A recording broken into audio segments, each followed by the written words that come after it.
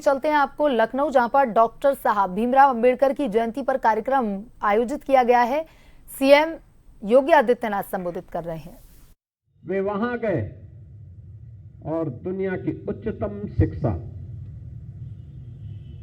की डिग्री हासिल करके वे वापस भारत में आए। एक ही संकल्प था, अपने लिए नहीं, इन कोटि कोटि मानवों को उनका मानव होने का अधिकार दिलाना है। उन वंचितों और दलितों को उनका अधिकार दिलाने के लिए कार्य करना है। इसके लिए आजादी की लड़ाई से लेकर के न केवल देश की आजादी के लिए बल्कि इन नागरिकों की आजादी के लिए भी हमें कार्य करना है। और उन कार्यक्रमों को आगे बढ़ाते हुए बाबा साहब देश की आजादी के आंदोलन में कूद पड़े। बहनों और भाइयों, स्वतंत्र भारत में देश के पहली सरकार में उन्हें जब संविधान सभा 1946 में गठित होती है, जिसके बारे में चर्चा श्री बृजलाल जी भी कर रहे थे, संविधान सभा के माध्यम से गठित पहली जो संगठित सरकार थी, उस सरकार के न्याय मंत्री के रूप में उन्हें कार्य करने का अवसर प्राप्त हुआ। संविधान सभा की ड्राफ्टिंग कमेटी के अध्यक्ष के रूप में कार्य करने का अवसर प्राप्त हुआ।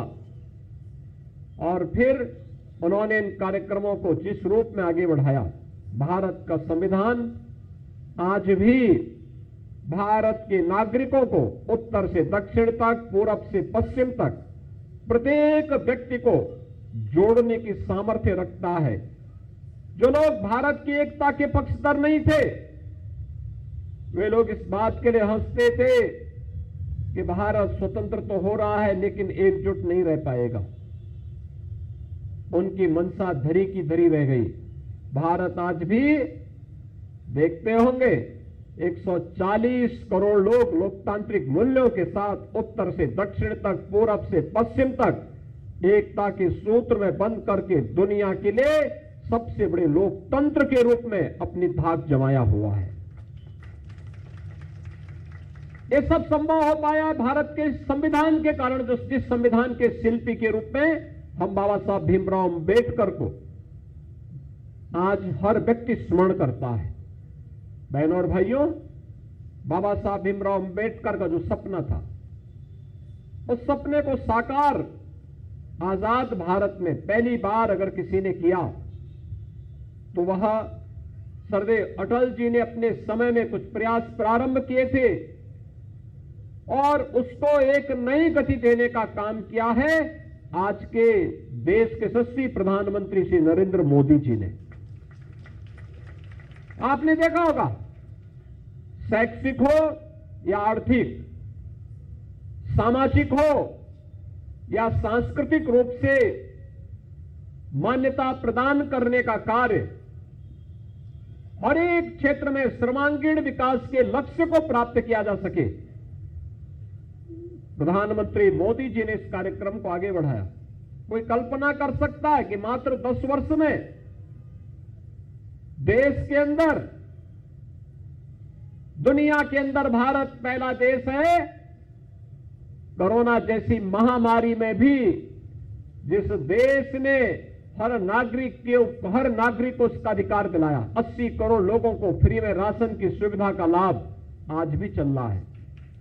50 करोड़ लोगों को आयुष्मान भारत की सुविधा का लाभ, 12 करोड़ गरीबों के घर में शौचालय निर्माण का कार्य, 45 करोड़ गरीब परिवारों को जनधन के अकाउंट खुलवाने का कार्य, 10 करोड़ गरीबों के घर में उज्ज्वला योजना का रसोई गैस का सिलेंडर पहुंचाने का कार्य, 4 करोड़ गरीबों को एक एक आवास उपलब्ध करवाने का कार्य।